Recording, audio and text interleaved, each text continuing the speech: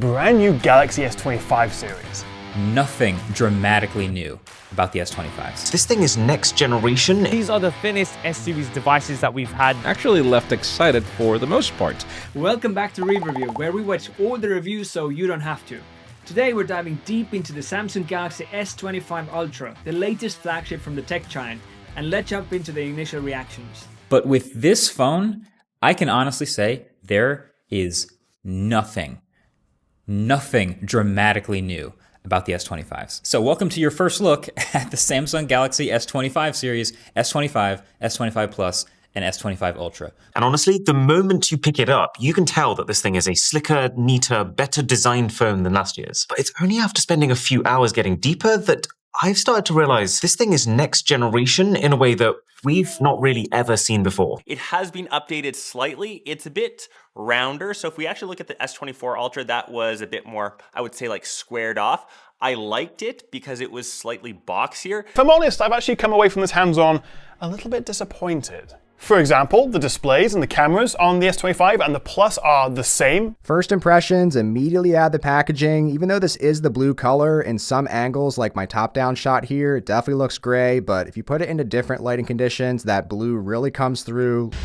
Just kidding. They look exactly the same as they have for previous years. But that doesn't mean that Samsung hasn't changed anything. It just hasn't changed the things that you might have wanted it to change. Samsung has refined the designs of the Galaxy S25 series while also bringing over a bunch of new software and AI-based features, which are all great to see. However, Samsung also has neglected to update a lot of the things that Samsung fans have wanted them to update for a very, very long time. So right off the bat, it's clear that the design is sparking some debate. While some find it refined evolution, others are yearning for bigger changes. Let's dig deeper into design and build. This is probably my favorite Ultra. Historically, this lineup started as an unapologetic behemoth of power which needed to fit in somewhere, so essentials like weight and ergonomics were secondary. The S25 Ultra is 15 grams lighter than the S24 Ultra. It's enough to notice for sure. It's 0.4 millimeters thinner, which makes this the thinnest Ultra phone that Samsung has ever made. The Galaxy S25 and S25 Plus will feature a similar color scheme: dark blue, icy blue, light green, and gray. While the specific names of these shades are not confirmed yet. Now, the S25 Ultra at the back still has Gorilla Glass Victus 2, but on the front, we now have Gorilla Armor 2. So with the S24 Ultra, we saw the introduction of Gorilla Armor, which is anti-reflective. Overall, physically seems to feel and look very similar to the previous S Pens. Might have a little bit different of a tip at the top there. Just a slightly different top there on this S25 Ultra S Pen, but overall seem to be very similar. The S25 and S25 Plus didn't get any kind of design overhaul. They actually look very similar to last year's model. So if you compare it to the S24 here, they're quite difficult to distinguish. The big tell for me is just like the concentric rings around the lens, but aside from that, these are very, very similar. Design-wise, it's more evolution than revolution. The reduced weight and refined curves are appreciated, but the lack of major changes to the non-Ultra models is notable. Every single phone in the family has a Snapdragon 8 Elite processor. That means no concerns for any phones having an Exynos processor because they simply don't exist. At peak speeds of an insane 4.47 gigahertz, this is technically the world's fastest CPU right now. All three models now get 12 gigs of RAM, so that fixes my complaints on the base model. Storage then ranges from 128 gigs to 256 on the base, 256 to 512 on the Plus, 256 to 1 terabyte on the Ultra. Batteries and their technology remain the same, and then charging speeds as well. Now, all devices have an IP68 water and dust resistance rating. All three phones are a touch lighter this year. The S25 is 6 grams lighter, the Plus 7 grams, and the Ultra a whopping 15 grams lighter, which is just about noticeable. The S25s will ship with Samsung's latest One UI 7, and I freaking love it.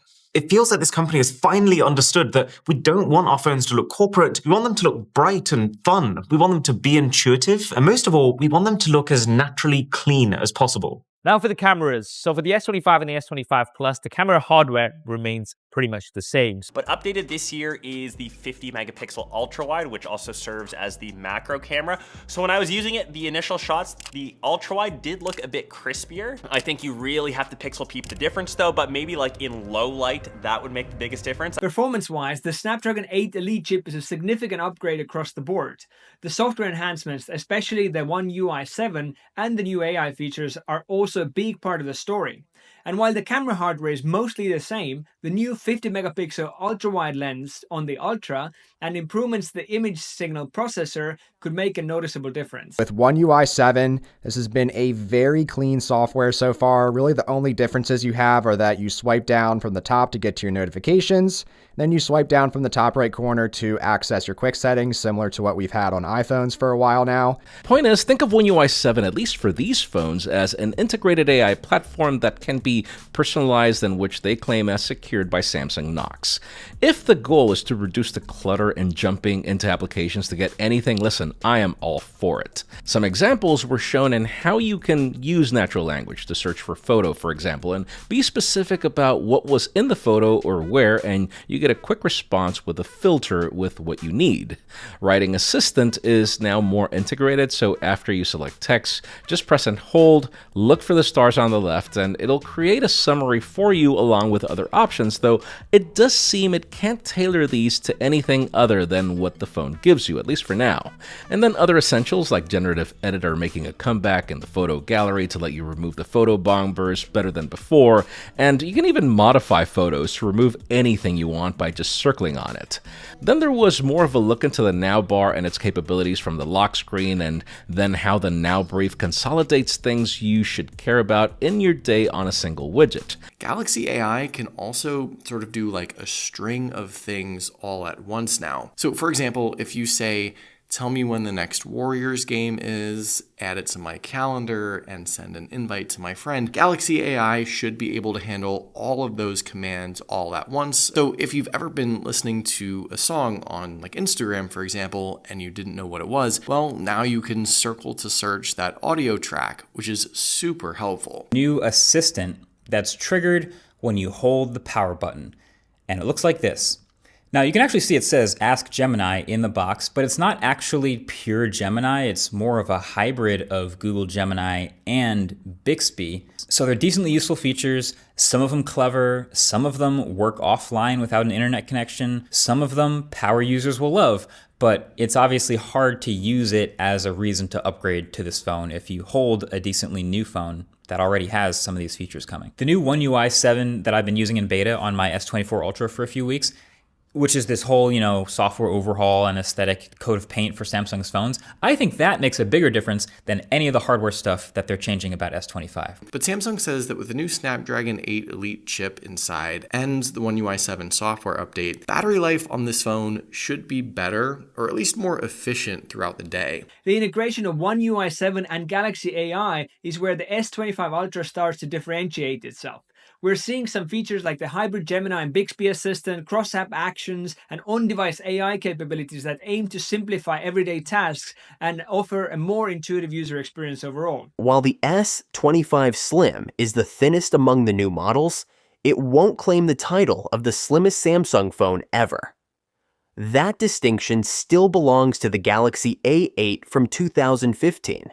And when you consider the OnePlus 13 has a 6,000 mAh battery, the new Oppo and Honor phones, and basically every other Android phone out there has something in the sort of mid 5,000s up to 6,000 mAh range. They've all got significantly bigger with dual cell batteries and silicon carbon designs and much faster charging. Still 5,000, still topping out at 45 watts charging. So I think it's pretty fair to say that with last year's phones, Samsung came in and they set the benchmark for smartphone AI. The AI suite on this phone, while of course still very early days, it stayed ahead of everything else released in 2024. The iPhone has a 6.9-inch display as well. The maximum peak brightness outdoors is 2000 nits. The resolution is 2868 by 1320. Now they're both beautiful large displays, but the S25 Ultra does have some additional benefits. All right, so when it comes to deeper customization, the S25 Ultra takes the cake for sure. When it comes to more basic customization, the iPhone is also very capable. we can conclude that the S25 is the better smartphone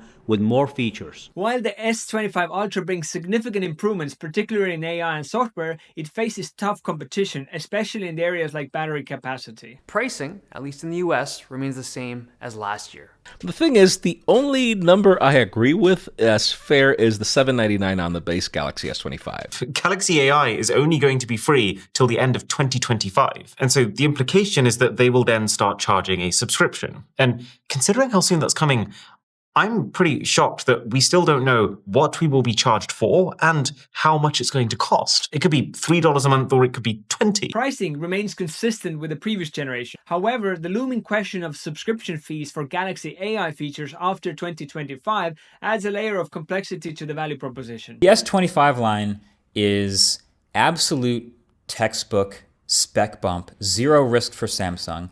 And because of that, you could argue probably zero risk for the target demographic too. So after going through all the expert reviews, what's the verdict? The Galaxy S25 Ultra brings iterative improvements, focusing on the refined design and a powerful new chip and strong emphasis on AI. While the camera hardware remains largely unchanged, except for the upgraded ultrawide lens, the software enhancements, particularly in AI and the new Pro Visual Engine, promise to elevate the photography and overall user experience. Battery life sees a noticeable improvement thanks to the more efficient processor.